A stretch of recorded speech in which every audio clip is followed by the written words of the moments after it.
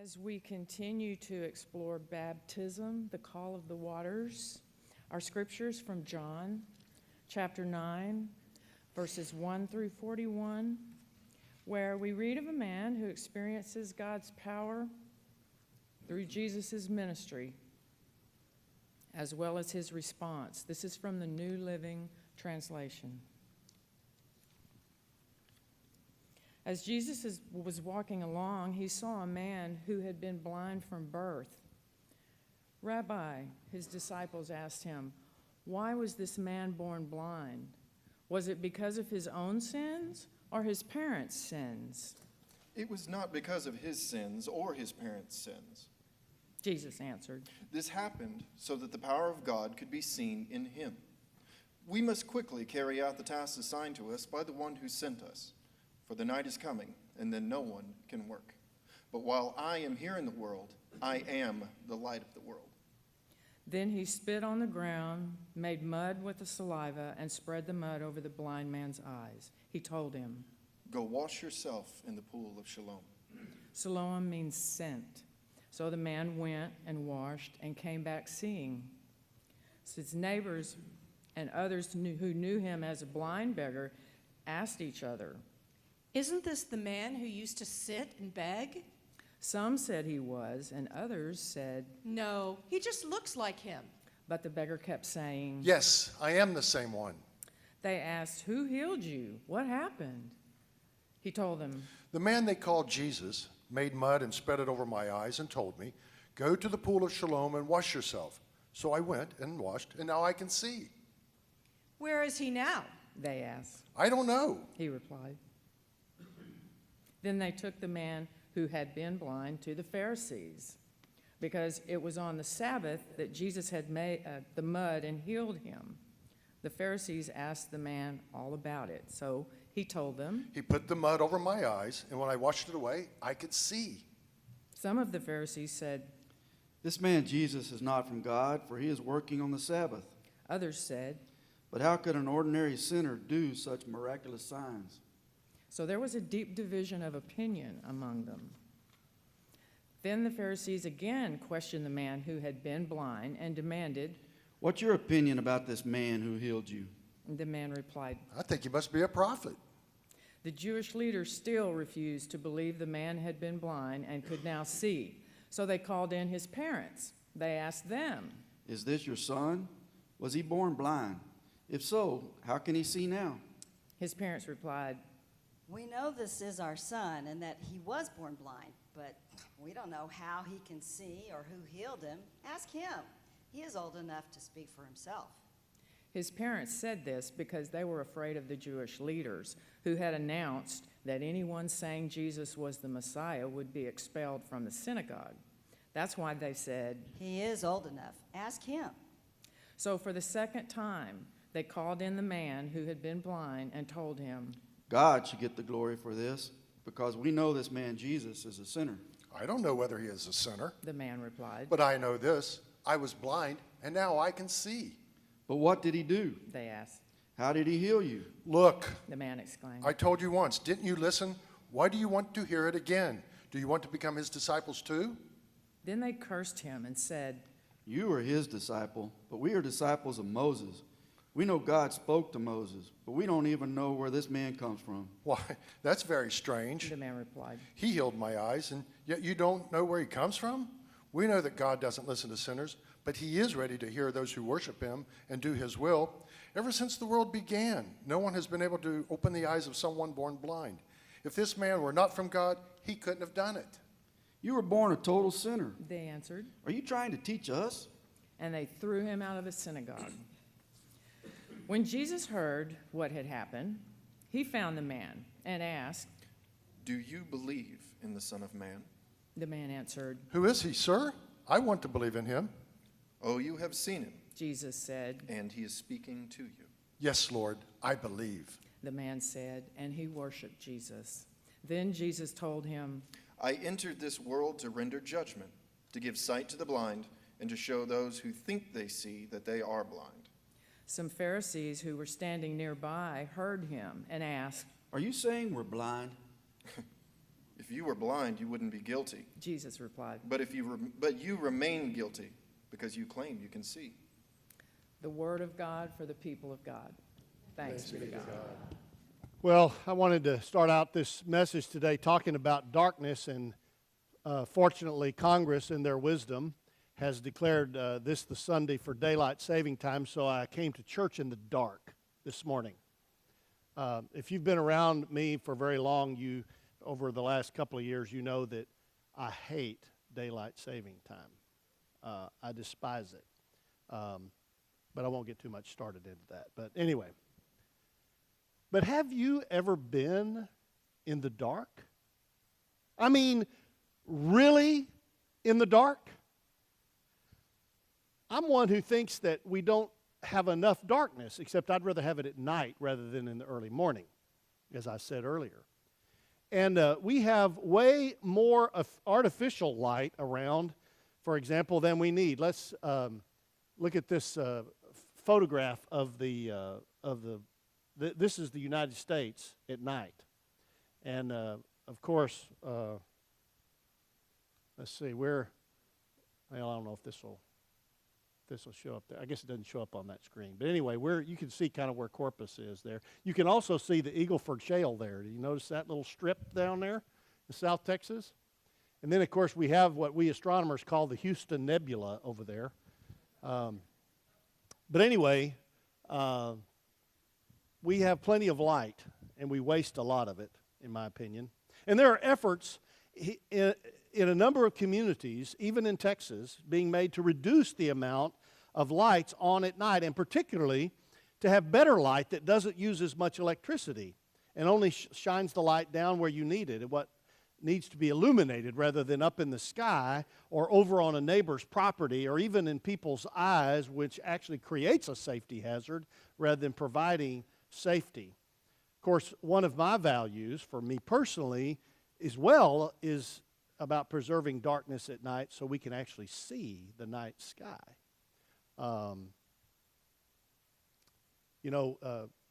Talking about being able to see the stars doesn't really help, or a lot of people don't care as much about that. But one of the things I discovered in Fredericksburg, which is originally a German immigrant community, you start talking about saving money, and their ears perk up,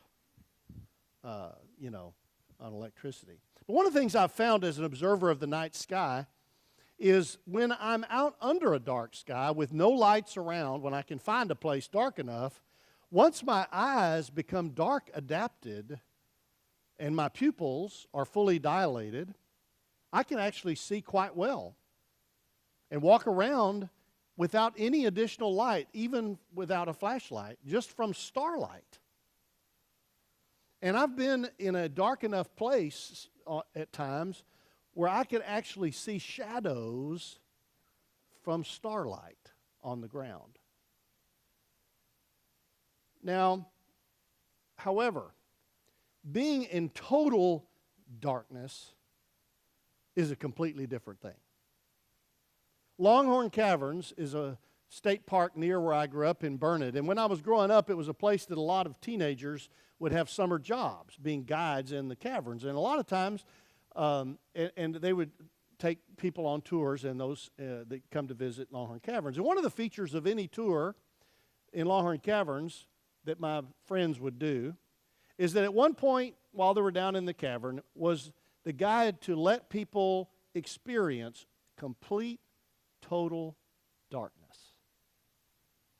And they would turn off the lights, all the lights down there, for a few minutes. And I mean, when those lights went out down there, it didn't make any difference how long you took for your eyes to adjust or how much your pupils were dilated. You couldn't see anything because there was no light to be seen to illuminate anything. It was as if you had a completely opaque shade pulled down over your eyes, and you couldn't see past your face hardly. And actually, what my friends would do is when the guide had the lights turned on to illustrate how you couldn't see anything, the guide would invite us all sitting there in the total darkness to put our thumb on our nose and wiggle our fingers to see if we could see anything, and then he would turn on the lights and we would all be doing this.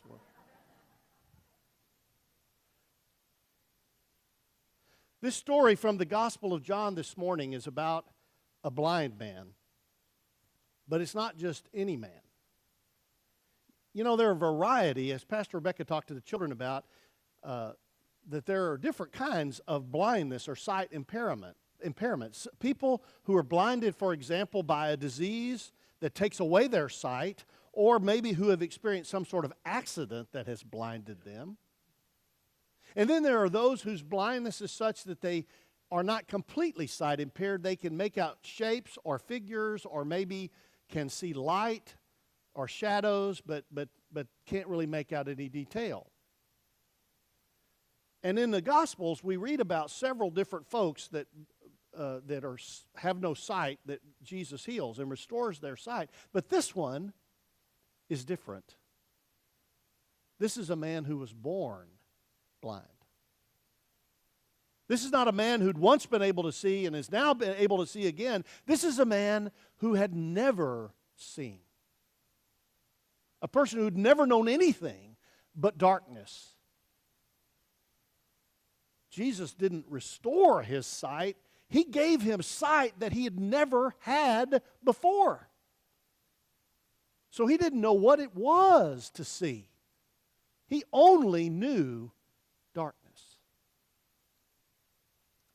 Now, we shouldn't miss the hopelessness and tragedy of this man's life, because he didn't have any of the protection or resources that folks that are sight impaired have today. No seeing eye dogs, no braille books. He sat by the side of the road and begged. No job, no prospects for marriage or family, no social place or position. He was at the bottom of the heap. His future had no hope, only darkness. He was lost. And this hopelessness and darkness gives us a powerful image for John to illustrate that when we are without Christ in our lives, we are just as desperate, just as lost with no hope, and walking in complete darkness. This particular story of the healing of this blind man in John chapter 9 has always played a specific role in the instructional work of preparing people for baptism and conversion. We're talking about exploring the implications of baptism during Lent. And so what's interesting is, along with the story from last Sunday that Pastor Rebecca talked about in John 4 about the Samaritan woman at the well, and John 5 that comes right after that, the paralyzed man at the pool, this blind man appears in the art on the walls of the early catacombs as an example of conversion and baptism. In all three stories, water is the agent of regeneration. And in the early church and in the medieval church, they used these passages in their baptismal rites during Lent as new converts prepared for baptism during the season of Lent in particular. And these three stories were central to their Lenten liturgies.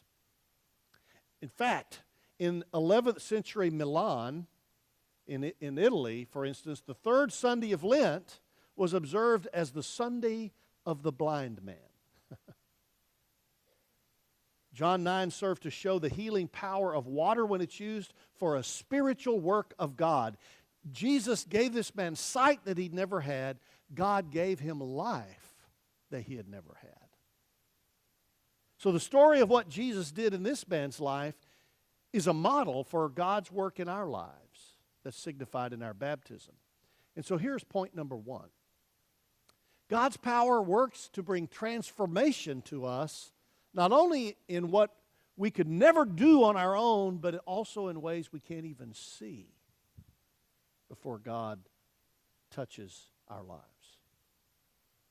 As I said earlier, baptism is about God's action primarily, not our action.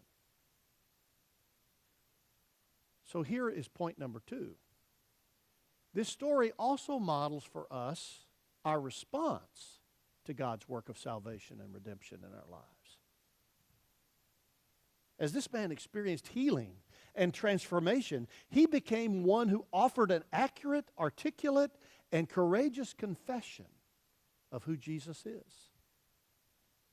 So this story isn't only about desperation and healing. This man also courageously proclaims his faith in the one who's changed his life, even in the face of challenge and ostracism and even persecution. These people, these Pharisees, who have much more power and position and education and status than this man ever could, challenge him, both on his testimony about what Jesus has done in his life and about the claim that he makes about who Jesus is. This is also, I think, why the early church utilized this story for the preparation for baptism, because it lifts up that in our baptism, Jesus does for us what we're hopeless to do for ourselves, but that also in our response to God's action in baptism, and this is point number 3, we are invited to give witness to what God has done for us and in us, and to take a stand for Jesus Christ, even in the face of opposition, when we pay a price for it.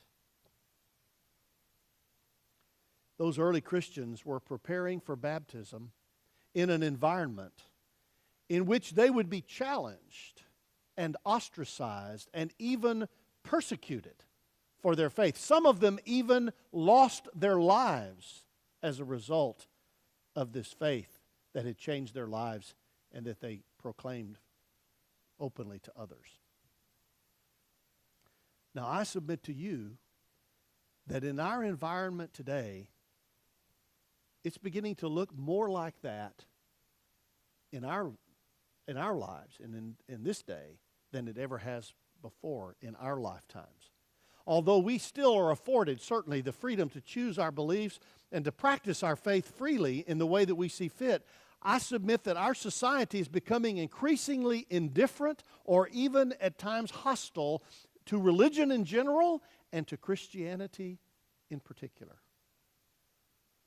And if you're not in touch with that, you just haven't been paying attention.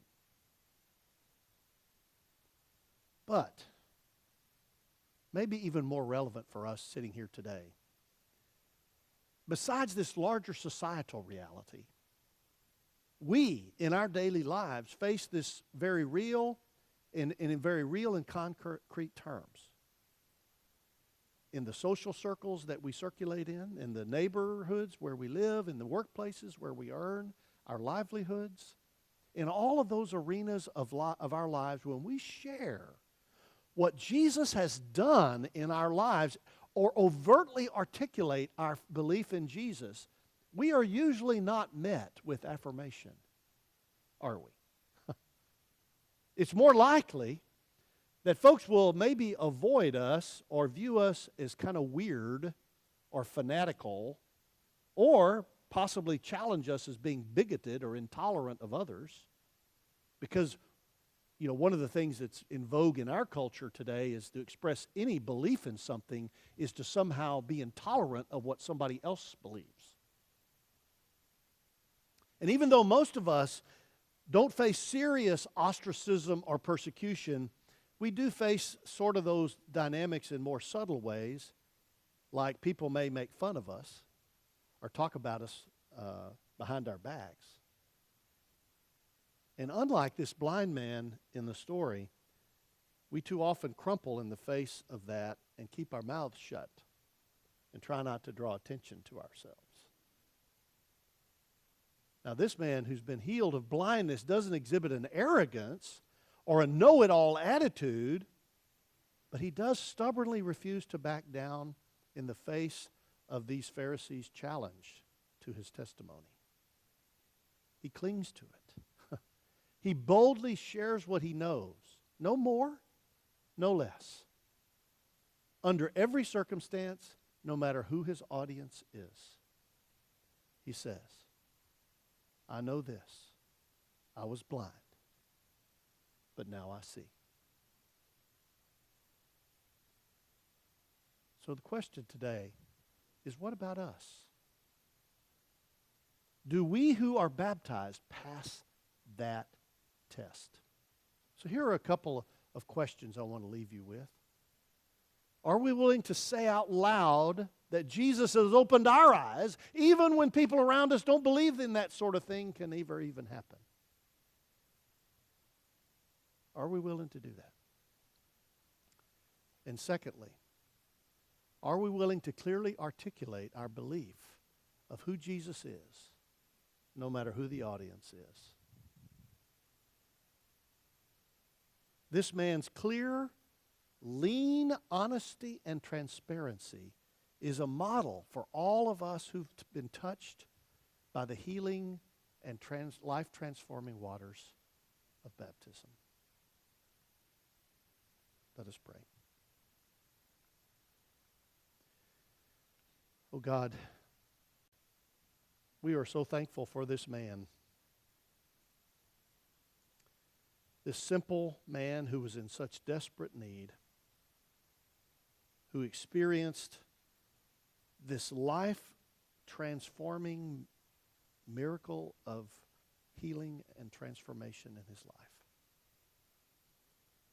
But we are also grateful not only for what you did in him, but we're grateful for his witness and his testimony as a model for us who have been touched by your grace.